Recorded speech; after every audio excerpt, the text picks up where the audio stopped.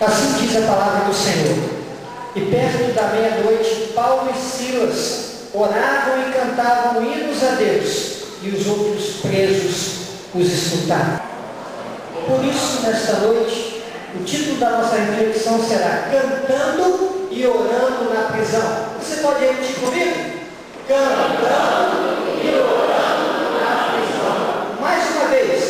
Cantando e orando na prisão. Agora, para encerrar, todos juntos. Cantando e orando na prisão. Paulo, este apóstolo fantástico, está em sua segunda viagem missionária. Ele é incomodado pelo Espírito Santo para passar na Macedônia. Deus tinha uma obra para realizar ali no meio daquele povo macedônio. Então Paulo começa a sua trajetória e vai até uma cidade chamada Filipos. Lá em Filipos, ele procura uma igreja para que pudesse estar juntos. Que coisa fantástica! Um homem que sai da sua terra, chega numa outra terra e procura uma igreja. Como seria interessante se todos que saíssem de suas casas fossem passar férias em outro lugar, procurassem imediatamente uma igreja.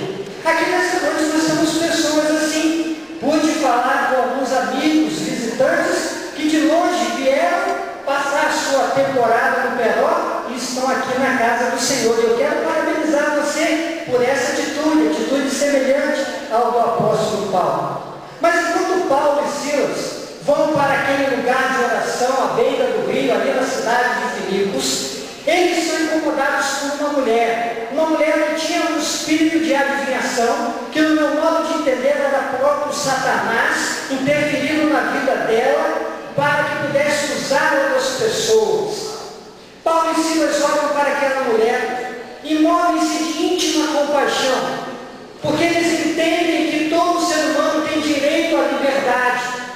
E falam para aquela mulher: olha, mulher, a partir de agora você vai andar numa direção diferente a essa. Você não vai ser mais usada pelo inimigo. Você agora vai ser usada pelo Espírito Santo de Deus. E meus irmãos, o que acontece? Aquela mulher é transformada pelo poder do Senhor.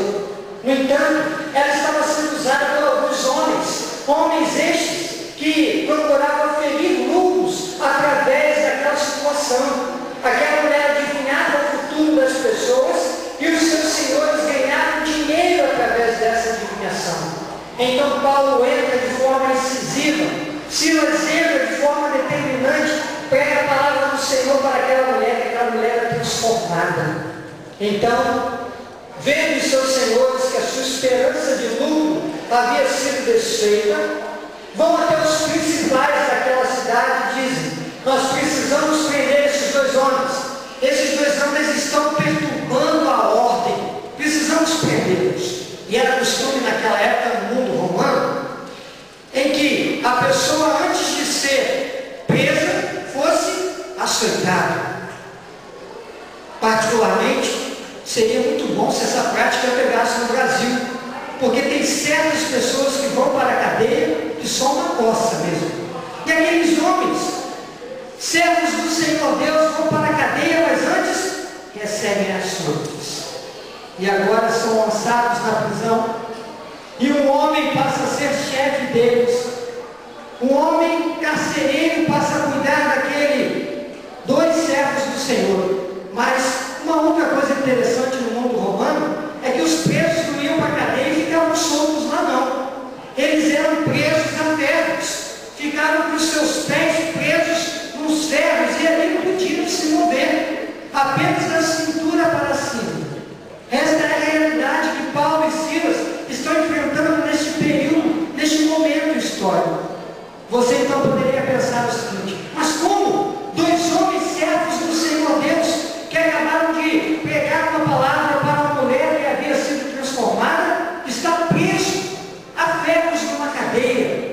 Como esses dois homens puderam ir para aquela cadeia se o Senhor Deus é o Deus que provê tudo? E agora esses dois homens lá, muitos poderiam dizer o seguinte: nós não aceitamos esse tipo de coisa.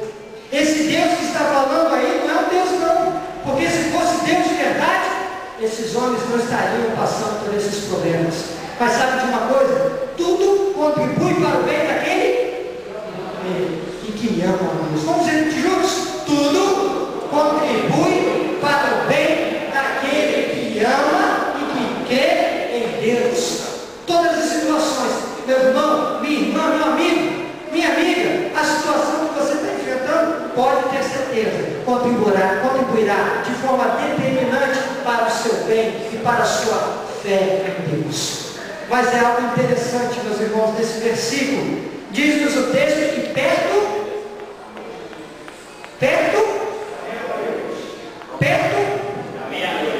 os irmãos estão com dúvidas, é perto da meia-noite. Só vou perguntar, os irmãos vão responder. E perto da meia-noite, horário em que as luzes eram mais altas. Hoje, meia-noite, é quase dia para nós, não é verdade? Mas houve um tempo em que não existia energia elétrica. Tudo era feito na lamparina e à luz do dia. E lá não tem horário de verão. Portanto, às 6 horas já está escuro. E já tem gente naquela época indo para as suas camas. Meia-noite era o auge da noite. Paulo e Silas estavam presos a ferros, depois de açoitados lá naquela prisão. À meia-noite, no momento em que as dores eram maiores. E pasmem, meus irmãos, Paulo e Silas estavam cantando e orando na prisão.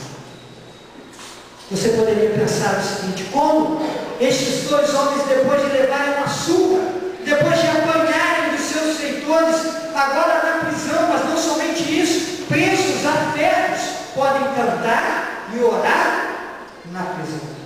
Meu irmão, minha irmã, eu não sei qual é a sua meia-noite. Eu não sei o que está sendo meia-noite na sua vida. Pode ser que seja um problema, pode ser que seja uma dificuldade muito grande, mas eu quero dizer para você: cante e ore a Deus, mesmo no momento que você está vivendo, porque você verá a glória de Deus, e nós vamos ver o que acontece com esses dois homens. Mas antes disso, eu quero destacar essas duas palavras: cantar e orar. Por que cantar? Como nós acabamos de ver aqui, esse ministério cantando ao Senhor. Que momento especial e bonito, quando nós podemos, através da música, sermos levados a uma reflexão. E, através desta reflexão, podemos adorar ao Senhor e poder dizer: Jesus, Jesus, eu te amo, Jesus. A música tem este poder que faz com que possa mudar radicalmente o comportamento do ser humano. É possível que tenha chegado pessoas aqui tristes, pessoas aqui abaladas emocionalmente, mas com o som dessa música, eu tenho certeza, o seu espírito revigorou, as suas esperanças revigoraram, porque cantar faz com que o comportamento humano se mude.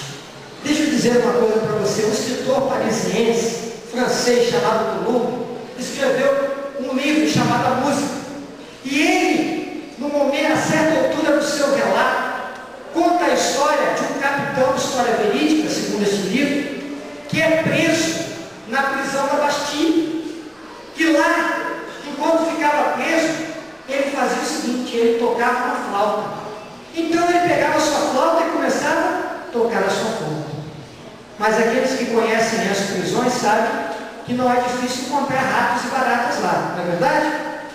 E diz a história desse livro que, enquanto este capitão tocava a sua flauta, os ratos vinham e ficavam parados escutando o som daquela melodia.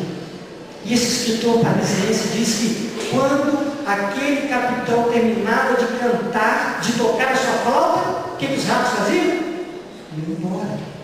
Iam embora. Sabe por quê? Porque a música é assim. E nós temos visto os grandes progressos com a música. Existe hoje uma terapia chamada musicoterapia, que tem sido impressionante.